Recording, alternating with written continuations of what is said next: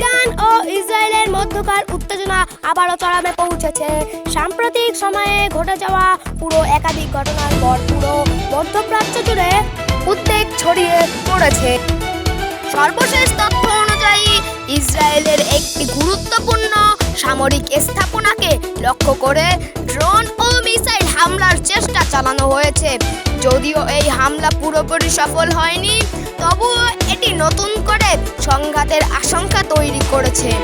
Israeli সেনাবাহিনী জানিয়েছে তাদের প্রতিরক্ষা ব্যবস্থা দ্রুত সক্রিয় হওয়ার কারণে বড় ধরনের ক্ষতি এড়ানো সম্ভব হয়েছে। তবে তারা সরাসরি ইরানকে এই হামলার জন্য দায়ী করেছে। অন্যদিকে ইরান এই অভিযোগ অস্বীকার করে বলেছে এটি একটি রাজনৈতিক কৌশল এবং তাদের বিরুদ্ধে মিথ্যা প্রচারণা চালানো হচ্ছে। এই ঘটনার পর ইসরায়েল তাদের সীমান্ত এলাকায় নিরাপত্তা জোরদার করেছে। বিশেষ করে লেবানন ও সিরিয়া সীমান্তে সেনা মোতায়েন করা হচ্ছে। একই সঙ্গে ইসরায়েলি বিমান বাহিনী সম্ভাব্য পাল্টা হামলার প্রস্তুতি নিচ্ছে বলে বিভিন্ন সূত্রে জানা গেছে। অন্যদিকে ইরানও পিছিয়ে নেই। তারাও জানিয়েছে যদি তাদের ওপর কোনো আক্রমণ করা হয় তাহলে তার জবাব আরও কঠোরভাবে দেওয়া হবে। ইরানের সামরিক বাহিনী ইতিমধ্যেই উচ্চ সতর্ক সাবধানে রয়েছে এবং তাদের মিত্র গোষ্ঠীগুলোকেও প্রস্তুত থাকতে বলা হয়েছে। বিশ্লেষক করে বলেছেন এই পরিস্থিতি খুব দ্রুত নিয়ন্ত্রণের বাইরে চলে যেতে পারে, কারণ ইরান ও ইসরায়েলের মধ্যে দীর্ঘদিন ধরে চলমান দ্বন্দ্ব এখন সরাসরি সামরিক সংঘর্ষের দিকে এগাচ্ছে। যদি এক পক্ষ বড় ধরনের আক্রমণ চালায় তাহলে অপর পক্ষ তার জবাবে বড় আকারের প্রতিক্রিয়া জানাবে। তা অঞ্চলে যুদ্ধ ছড়িয়ে দিতে পারে।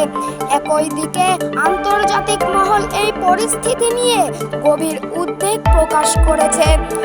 যুক্তরাষ্ট্র, ইউরোপীয় ইউনিয়ন সহ বিভিন্ন দেশে উভয় পক্ষকে সংযত থাকার আহ্বান জানিয়েছে। তারা বলেছে এই সংঘাত যদি বাড়তে থাকে তাহলে শুধু মধ্যপ্রাচ্য নয়, পুরো বিশ্ব অর্থনৈতিক ও নিরাপত্তার ওপর তার প্রভাব পড়বে। বিশেষ করে তেলের বাজারে এর প্রভাব পড়তে শুরু করেছে। মধ্যপ্রাচ্য বিশ্বের তেলের অন্যতম প্রধান উৎস হওয়ায় এখানে অস্থিরতা বাড়লে তেলের দাম বেড়ে যেতে পারে, যার প্রভাব পড়বে বিশ্বের প্রায় সব দেশেই। বর্তমান পরিস্থিতি অত্যন্ত উত্তেজনাপূর্ণ। ছোট একটি ঘটনা থেকেও বড় সংঘাত শুরু হয়ে যেতে পারে। তাই সবাই এখন নজর রাখতে পরবর্তী পদক্ষেপ কি নেয় ইরান ও ইসরায়েল। এখন প্রশ্ন হচ্ছে এই উত্তেজনা কি পূর্ণাঙ্গ যুদ্ধের রূপ নেবে নাকি নৈতিক আলোচনার মাধ্যমে পরিস্থিতির নিয়ন্ত্রণে আসবে। অনেকেই আশা করেছেন আন্তর্জাতিক চাপের কারণে দুই দেশেই সরাসরি যুদ্ধ এড়িয়েছে। তবে বাস্তবতা হচ্ছে পরিস্থিতি খুবই অনিশ্চিত। প্রতিদিন নতুন নতুন খবর সামনে আসছে যা উত্তেজনাকে আরো বাড়িয়ে তুলছে। সব শেষে বলা যায় ইরান ও ইসরায়েলের সংঘাত শুধু দুই দেশের মধ্যেই সীমাবদ্ধ নয়, এর প্রভাব পড়তে পারে পুরো বিশ্বের ওপর। তাই এখন সবচেয়ে গুরুত্বপূর্ণ বিষয় হলো সংযম ও কূটনৈতিক সমাধান। পরবর্তী আপডেট জানাতে আমাদের সাথেই থাকুন।